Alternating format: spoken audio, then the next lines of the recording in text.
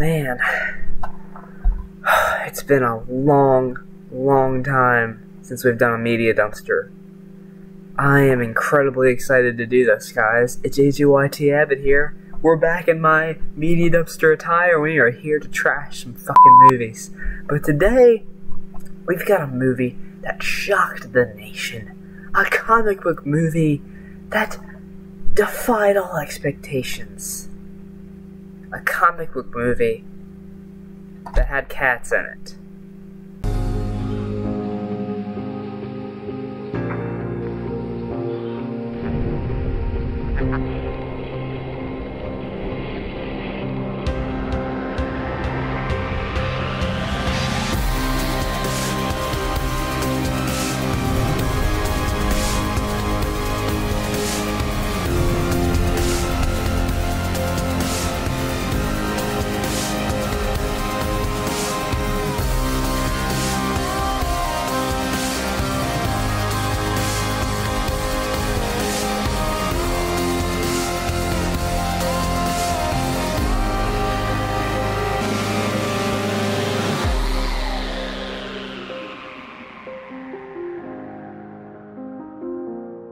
So hey, do you remember that awesome gritty war movie we got back in 2017 with badass Wonder Woman, you know, walking out on that battlefield and the awesomeness of it all? Well, yeah. Patty Jenkins isn't exactly going to give you that same movie with this. Wonder Woman 1984 is quite different from its original film. Yeah, of course, setting in 1984, there's a lot of cheesiness to be, you know, thrown around here. And I actually see these films as the Sam Raimi Spider-Man film of the DCEU. And to be honest, I kind of love it for that. You know, a lot of people gave this movie, you know, some shit about just how the story made no sense. And I 100% agree here. The story makes no sense at all. There's things that could have been completely left out of the plot to make the story feel better. But I just kind of love laughing at the stupidity of it, so why not laugh with me? This is Wonder Woman 1984. We open the movie with Diana competing in a challenge at Themyscira, and she does actually do a pretty good job in most of these challenges. She falls off her horse, and then takes a shortcut and gets, you know, to basically win. I mean, it's not much of a win if you can say you beat a little girl just because she was held back. I mean, it's a victory, but is it? Is it really? You cannot be the winner because you are not ready to win, and there is no shame in that. These are the years when a man changes into the man he's going to become the rest of his life. Only in knowing the truth in your heart and not accepting it. No true hero is born from lies. With great power comes great responsibility.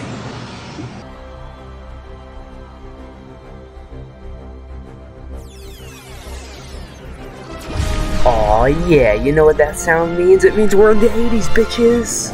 So there's so many weird and wacky 80s shit that goes on in this intro, so I'm just gonna supercut it together for you. Enjoy this commercial for the 80s. That's pretty much what the entire movie is. Which, I'm not gonna lie, I like that too, because I always kind of wish I was born in the 80s. Slow down, nowhere! The first oil company run for the people, by the people. Think about finally having everything you've always wished for. Let's go!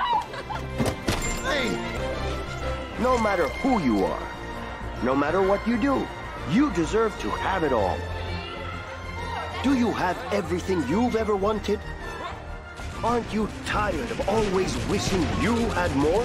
So we see a robbery happening of some antique items inside of this jewelry store, and I just can't help but fucking laugh my ass off when these extras in the movie just go so over the top. I'm gonna do a long compilation at the end of the episode of all the extras in this movie that are just astounding to me, of how into it they seem and how, like, weird or wacky they are. But, oh man, I love it. So Wonder Woman swoops in to save the day, naturally. Yes!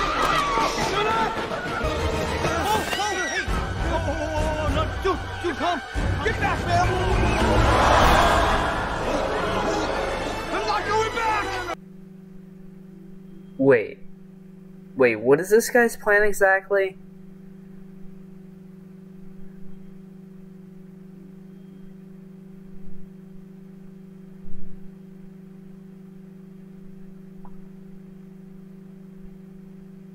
Would you mind solving this equation, please? So yeah, Diana swoops in, saves the little girl, and defeats the bad guys, even kind of participating in a weird ad while she's in the middle of it. Hey, don't tell your mom I got you this rich and creamy Hershey bar. Keep it locked up.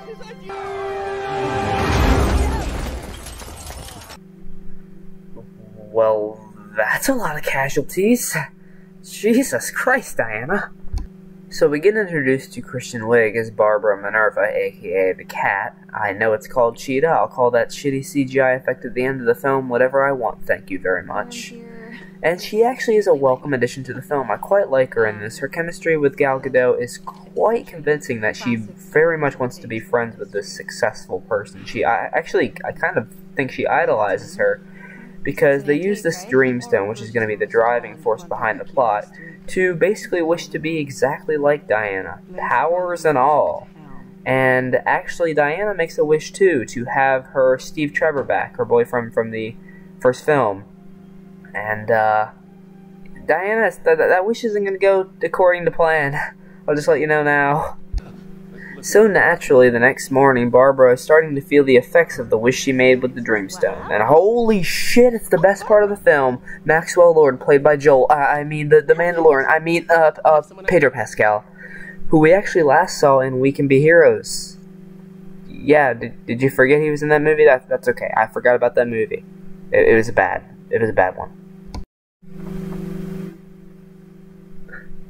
And I honestly mean this with the utmost respect to Pascal for this decision, but I don't know if this was intentional, but every time he's on screen as Maxwell Lord, it's like you're watching a puppy play with a new toy. He's just so excited to be there, and he puts all of his energy and his enthusiasm into every line and every just movement and everything. It's so much fun to watch. It's part of the reason why I kind of love this movie, and even, look past its ridiculousness.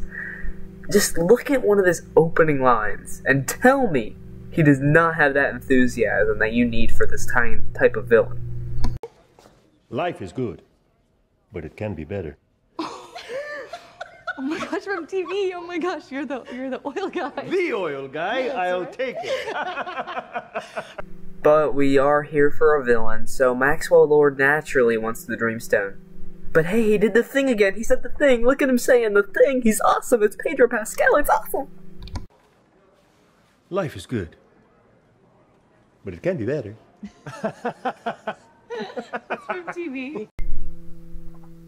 So after we get a little bit of backstory for Maxwell Lord, he has a son named Alistair. He's running a business that's slowly running to its end, and a lot of people think he's a con man, but he's not a con man, okay? I am not a con man! He's a legit businessman. Anyway, they have a gala type thing, party at the museum, and Pedro Pascal actually manages to get in there with Barbara Minerva, and they have a little one-on-one, if you know what I'm saying. Allow me, I will show you my blasters. Maybe I'll even let you touch the joystick. Oh, wow! Meanwhile, Diana meets a guy at the dance, and apparently, now stay with me on this, this is Steve Trevor. Can't you fucking tell? Okay, so for some reason, they implement this weird-ass plot point, and it has gotta be the most what the shit plot thing ever in a movie. It is so ridiculous, it's so unneeded, you could literally strip it from the movie, and you wouldn't miss a thing. You wouldn't miss a thing about the story or the plot if you cut this out. So, Steve Trevor, when Diana made the wish with the Dreamstone. So Steve Trevor inhabited that guy's body. That dude is being possessed by Steve Trevor. And Diana I guess when she looks at Steve Trevor, she sees the guy, but we as an audience get to actually see Chris Pine, because I guess they didn't want to underutilize him in this. It's such a weird thing. It's one of the weirdest parts of this movie. And another thing that's just like...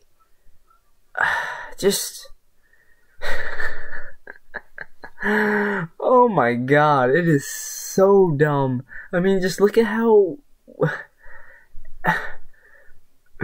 what are we doing? What are we doing here? What if the guy you're possessing had an allergic reaction to Pop-Tarts, you asshole? Barbara starts finding out that she has super strength, and dude, you are trying way too hard to be Richard Simmons in the back there. Stop that shit. Now you might be wondering, when is the next big Wonder Woman action sequence? I'm sure she has some awesome villains to fight, some crimes to, thwart, Piss on that, we got some Steve Trevor fashion designing things to do here. What do you think? Yeah. Huh? Yeah. Right? Parachute pants? Yeah. Does everybody parachute? You know what? I'm ready to go. Right? No. Yeah, I would absolutely never wear it. Yes. Let's keep the shoes. It's a fucking trash can. It's a trash can. They were around when you were alive, Steve. As Max Lord continues to grow his business using his wish stone, because he actually, I forgot to mention, he basically wished for the dream stone, the wish stone, sorry, whatever it's called, it's whatever. He wished for him to be the stone. So anybody wishes anything around him or touches him, he can grant the wish, at a cost, though. He does take things from them when they wish. But, Diana and Steve discover that he's going to Cairo, so they have to get a plane to fly over there. Seems simple enough, right? It's Wonder Woman, it's a plane, she can make it the invisible jet, right? And surely they're gonna have an explanation for this, right? I know. Like one that makes sense? An explanation that makes sense?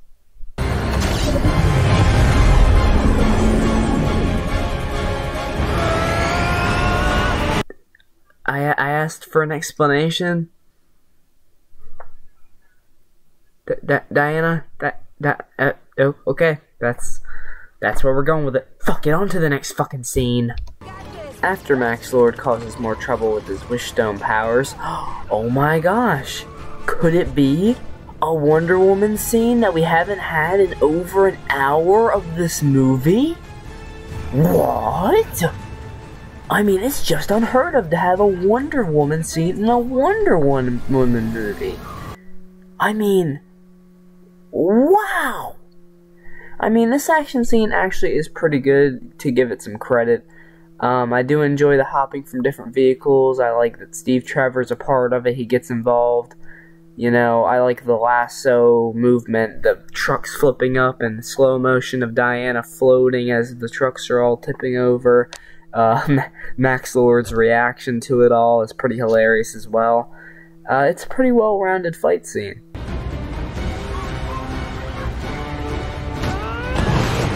So you're telling me those kids can't hear or see those trucks coming at them? Makes sense. I'm sure they play basketball with a hoop next to the train tracks as well. What's that? For my culture, the armor of an ancient Amazon warrior. One of our greatest. Okay, I know this wasn't exactly in the Warner Brothers deck of cards when you guys were making this movie, but she could have helped y'all out in the Snyder Cut. So Max Lord goes to the White House and speaks to Ronald Reagan. Yeah. And, actually, he discovers that they have this technology of these satellites where they have a broadcast that touches people. You want to elaborate on that? How does it exactly touch people? As in the particles you are sending are touching. Everything. It's a figure of speech, but yes. Yeah, but a figure of speech isn't actually real science, Ronald Reagan. Walmart brand Ronald Reagan. What are you even talking about, man? So after a pretty good and well choreographed fight with Max Lord's bodyguards, we finally get to see Cheetah. Never mind, my mistake. This has turned into a Fashion Nova ad. My bad. What do you wish for? Do you want to be a real boy? No. Isn't he already, or are we in a zombie body here?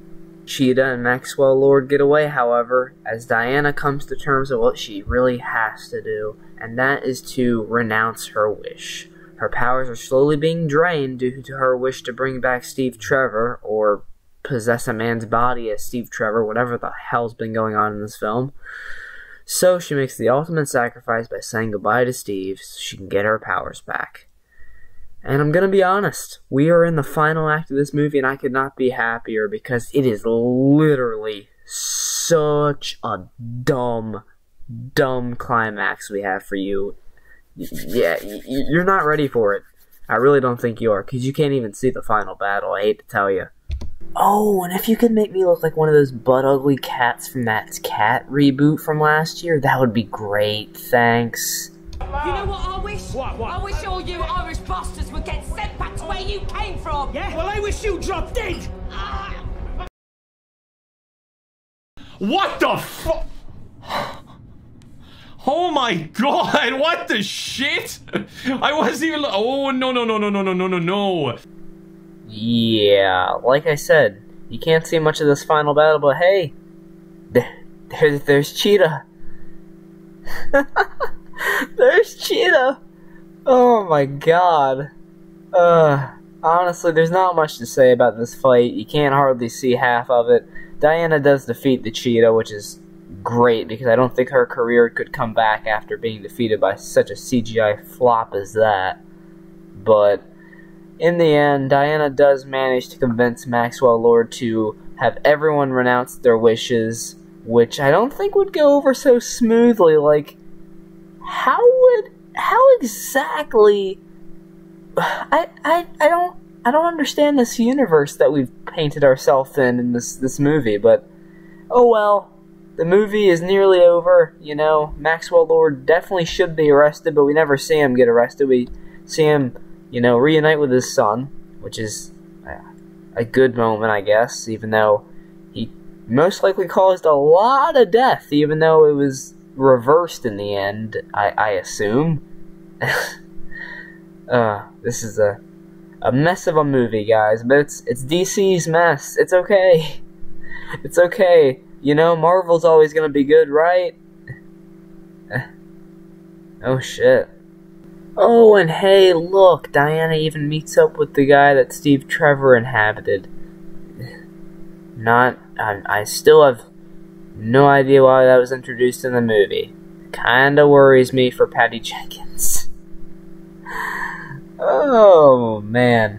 But that actually is where the film ends. There is an after-credit scene featuring the original actor of Wonder Woman playing the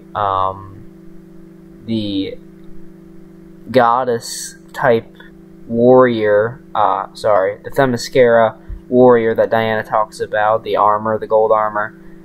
I'm not sure where they're gonna go with that for the third one, but let's just move on from that. There was so much bad shit in this film.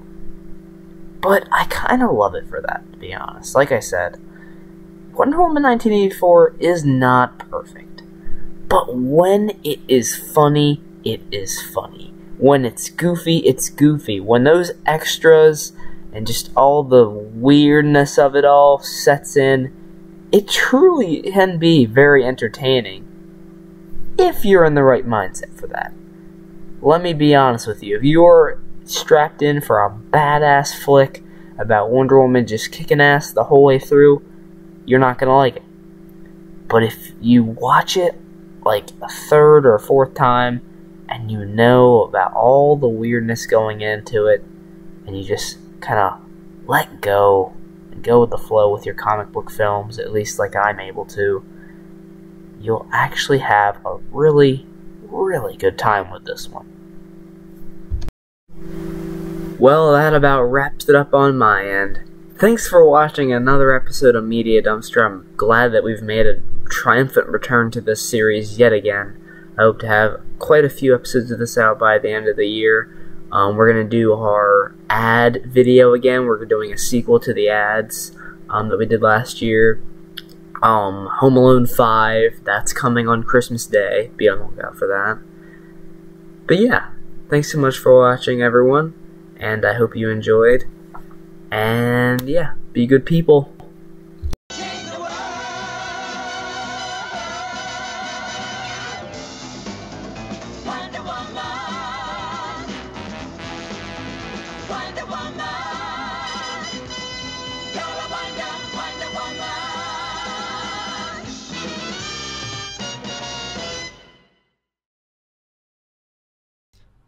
But yeah, good moral of the story. Like, I think we can just forget about the story that happened here today, and we can just say, just don't be a cannibal. Just spreading the word, you know?